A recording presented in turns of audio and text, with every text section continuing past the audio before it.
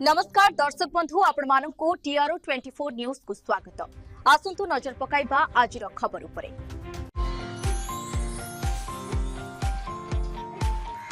भद्रक जिला वासुदेवपुर पौरपालिका अंतर्गत सरस्वती शिशु विद्या मंदिर परिसर सारस्वत साधना परिषदर पंचम वार्षिक उत्सव 2026 अनुष्ठित हो जाइछि। ଏହି ଅବସରରେ ଜିଲ୍ଲାପାଳ ଯୁବପିଢ଼ିଙ୍କୁ ପାରିବାରିକ ମୂଲ୍ୟବୋଧ ଏବଂ ସମ୍ପର୍କର ଗୁରୁତ୍ୱ ବିଷୟରେ ଉଦ୍ବୋଧନ ଦେଇଥିଲେ। ବିଭିନ୍ନ ଜିଲ୍ଲାରୁ ଆସିଥିବା କବି ଏବଂ କବୟିତ୍ରୀମାନେ କବିତା ପାଠ କରି ପରିବେଶକୁ ସାହିତ୍ୟମୟ କରିଥିଲେ। ଉତ୍ସବରେ ଗୀତିକାର ପୀତାମ୍ବର ମିଶ୍ରଙ୍କ ଜନ୍ମଦିନ ଅବସରରେ ସମ୍ବର୍ଦ୍ଧନା ଦିଆଯାଇଥିଲା। କବିମାନଙ୍କୁ ପ୍ରମାଣପତ୍ର ଦେଇ ସମ୍ବର୍ଦ୍ଧନା କରାଯାଇଛି। ମୁଖ୍ୟ ଅତିଥି ଭାବେ ଭଦ୍ରକ ଜିଲ୍ଲାପାଳ ଦିଲ୍ଲୀପ ରାଉତରାୟ, ଅବସରପ୍ରାପ୍ତ ବିଚାରପତି ବାଳକୃଷ୍ଣ ମହାପାତ୍ର, ଜଳସମ୍ପତ୍ତି ବିଭାଗର ନିର୍ଦ୍ଦେଶକ अशोक कुमार बेहरा, अध्यापक निहारंजन कर, श्रोतम मदन मोहन महंत, कवि भागीरथी स्वाई, गीतिकार पीताम्बर मिश्र, मार्गदर्शक कवयित्री स्निग्धा महांती, कवि अक्षय कुमार साहू, कवयित्री शांतिलता पंडा, सत्यप्रकाश सेठी सहित अनेक साहित्यिक एवं अतिथि माने जोग देथिले। सारस्वत साधना परिषदर संपादक गयाधर दास एवं कार्यकारी सभापति चारुलता मिश्रଙ୍କ नेतृत्वରେ कार्यक्रमटी सफल भाव अनुष्ठित होइतिला। कंठशिल्पी शांतनु कुमार नायक सहित कवि एवं कवयित्री माने साहित्यिक परिवेश को आहरी समृद्ध करथिले। आज समाज युवपीढ़ी पारिवारिक संपर्क दूरे जाउछथि।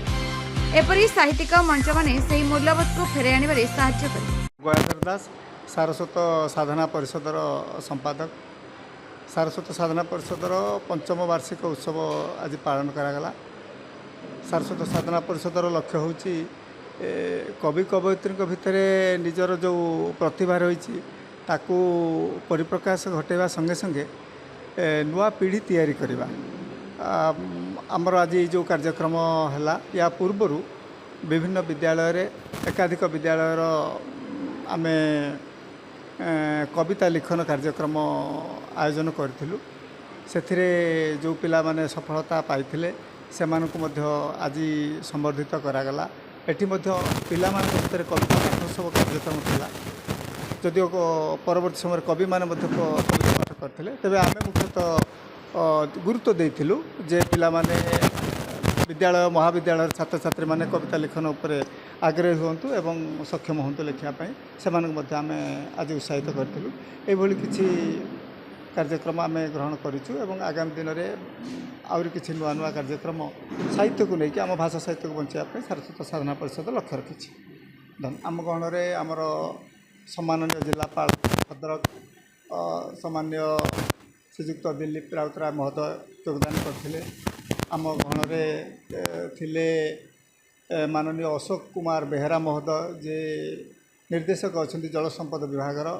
आम गहन में रही आमर सम्मान्य बालकृष्ण महापात्र जे अवसर प्राप्त विचारपति थिले एवं मध्य पूर्वतन सूचना कमिशनर ओडिशा, एकाधिक कवि कवयित्री निहारंजन कर महोदय एमाने रही एवं समस्ते केमती नुआ पीढ़ी तैयारी करी हबो ओडिया भाषा साहित्य को बंचे से उद्देश्य सेमानकर मूल्यवान मतामत।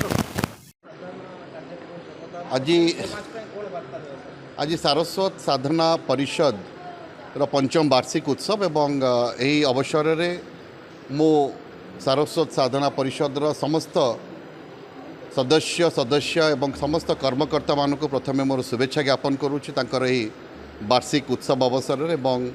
आज श्रीजुक्त पीताम्बर मिश्र जे कि जड़े सारस्वत साधक एवं ए अंचलर गर्व गौरव तांकर आज संजोग वशत आज जन्मदिन आज एठी संबर्धित करा जाइछि सारस्वत साधना परिषद तरफ एवं मु ए अवसर में तांकु मध्य मोर शुभेच्छा ज्ञापन करुच्ची एवं तांकर दीर्घ जीवन कामना करुच्ची एवं सी एभली भाव सारस्वत साधना जारी रखि थांतु।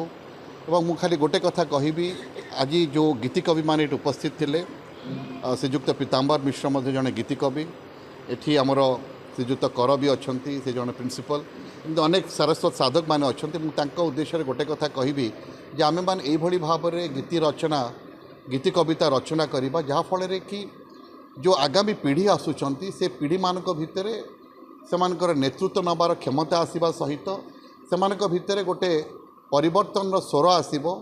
ये परिवर्तन जो परिवर्तन कि समाज वर्तमान आशा करुचे पिलामानक ठारो कारण समाज जो भली भाव में कलुषित हो जाइए जो भली भाव में आम पिलामानक भितर जो भली माने वैल्यू बेस्ड एजुकेशन से माने पाइबा कथा से वैल्यूज को से माने माने ताकू भूली गले तेणु नैतिक बोध जीवन से किभली भाव में आपणेबे एवं नैतिक बोध जीवन आपणेले निश्चित भाव में मुझे कहबी जो education is not only for the head and hand education is also for the heart तेणु सेमानकर हृदयर एजुकेशन हो से भल मनीष हुंतु एवं समाज गोटे सुस्थ समाज होकरी गढ़ी उठू यहाँ ही मोर आज समस्त ये गीति कवि एवं जो मैंने आज उपस्थित अच्छा जो मैंने आज संबर्धित थे कवि माने मु तांको उद्देश्य से कथा कहबी धन्यवाद।